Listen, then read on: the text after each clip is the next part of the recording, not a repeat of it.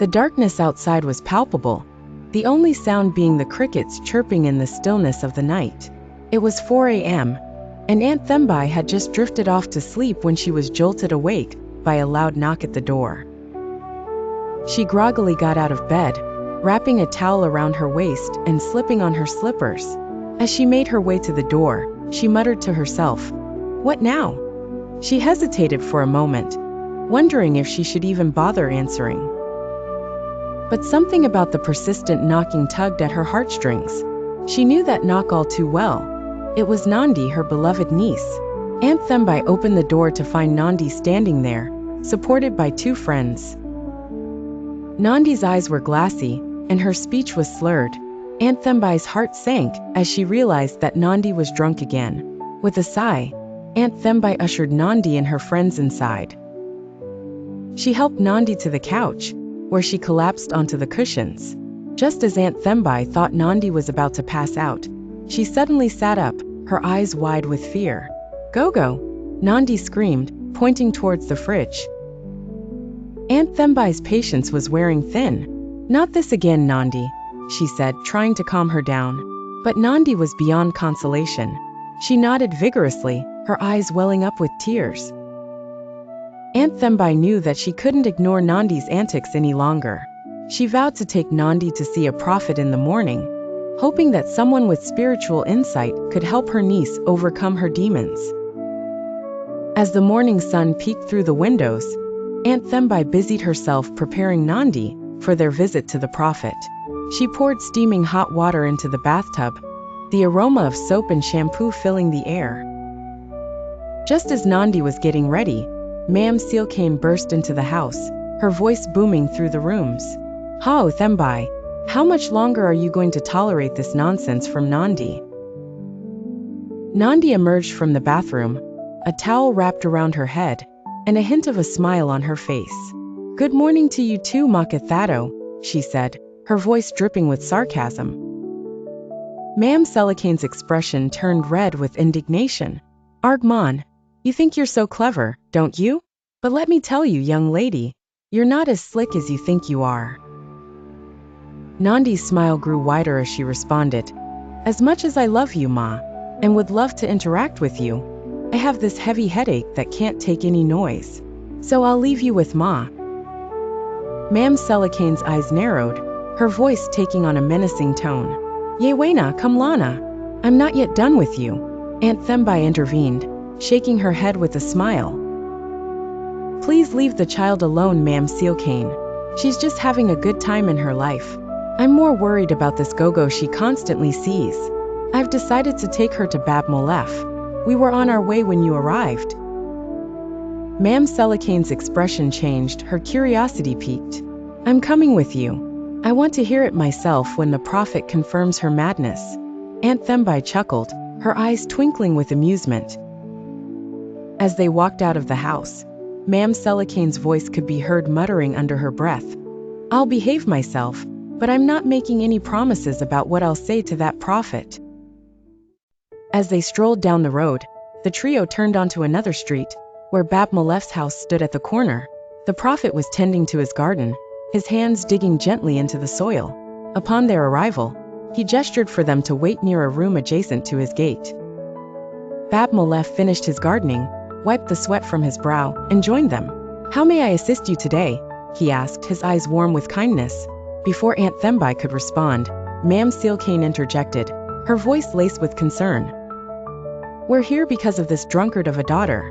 Whenever she's intoxicated, she screams about seeing some go-go. Look at her pale face, her skinny frame. Just last year, she was radiant, fit, and didn't even know the taste of alcohol. But since that neighbor's daughter arrived, she's been dragging Nandi to taverns. God knows what they've been up to." Bab Molef's expression turned thoughtful. "What is your relationship with her?" Aunt Thembi answered. Her voice was filled with affection.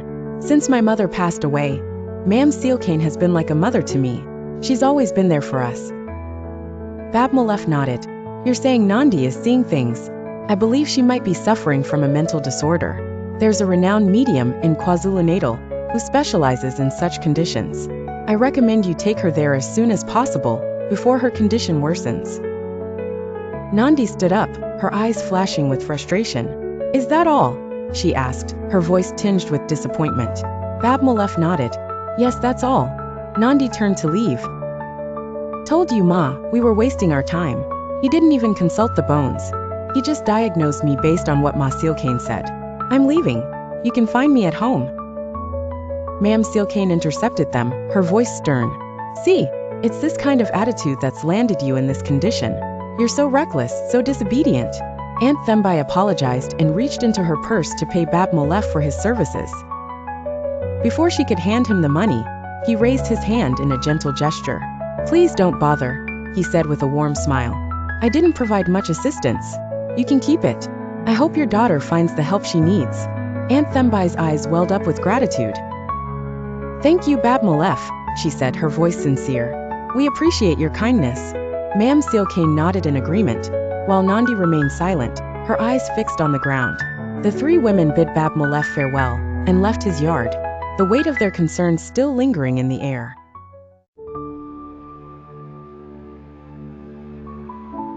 Nandi, sensing her aunt's distress, approached her. I'll go, she said softly, her voice laced with determination. Aunt Thembai's eyes widened in surprise, her face a picture of incredulity. She knew Nandi's stubborn nature, and she had never expected her to agree to Babmalef's advice. Are you sure? Aunt Thembai asked, her voice trembling with hope. Nandi nodded, her eyes locked on her aunt's. I've troubled you enough, Ma. You've been in and out of the hospital because of me. If getting help will bring you peace, I'll do anything to get better. Aunt Thembai's face crumpled, and she enveloped Nandi in a warm hug. Thank you, my baby, she whispered, tears of joy streaming down her face. Ma'am Silkane, witnessing the emotional reunion, couldn't contain herself. She stood by, her eyes brimming with tears, as the two shared a heartfelt moment. Days turned into hours and hours into minutes. The time had finally come for Nandi to embark on her journey to KwaZulu-Natal. Aunt Thembai and Nandi had meticulously prepared for her departure, securing a ticket, packing her bags, and preparing food for the long trip ahead. As they stood at the doorstep, Aunt Thembai enveloped Nandi in a tight hug. It's time to go, my baby, she whispered, her voice trembling with emotion. May God protect you on your journey. May it be fruitful, and may you find healing. Come back home to me in good shape, my love. Nandi's eyes welled up with tears as she hugged her aunt back. I love you, Mummy, she sobbed. With one last glance, Nandi bid farewell and walked out of the house, leaving Aunt Thembai behind. The older woman's composure crumbled as she watched her beloved niece disappear into the distance. She cried heavily, her heart heavy with worry and uncertainty about what lay ahead for Nandi. As they parted ways, Aunt Thembai couldn't shake off the feeling of emptiness that had settled within her. The sun beat down on Manzini village, casting a sense of unease over its residents. It was the middle of the day, but the atmosphere was electric with an otherworldly energy. People went about their daily business, but their eyes kept darting towards the sky, sensing that something was amiss. A strong gust of wind swept through the village, rustling the leaves and sending dust devils swirling. The air was heavy with anticipation, and the scent of rain hung tantalizingly on the horizon. It had been 2 long years since the village had last seen a drop of rain, and the prospect of a storm was almost too much to bear. Whispers spread like wildfire as people wondered what was happening on this day. Some believed that a curse had been cast upon the village, while others thought it had something to do with the impending succession of the throne. The son of a queen, who was not of royal blood, was next in line to become a king, but only if the rightful heir, Prince Sibusiso, failed to return and claim his birthright. As the villagers speculated and worried, a sense of restlessness settled over Manzini. Little did they know, a young woman named Nandi was on her way to their village, carrying with her a destiny that would change the course of their lives forever. The bus finally arrived at Manzini. As Nandi stepped off the bus at the station, she gazed up at the sky, taking in the unfamiliar surroundings. Disoriented and bewildered, Nandi pulled out her phone and dialed Babdlamini's number. The medium's warm voice reassured her. Sabobona, my child.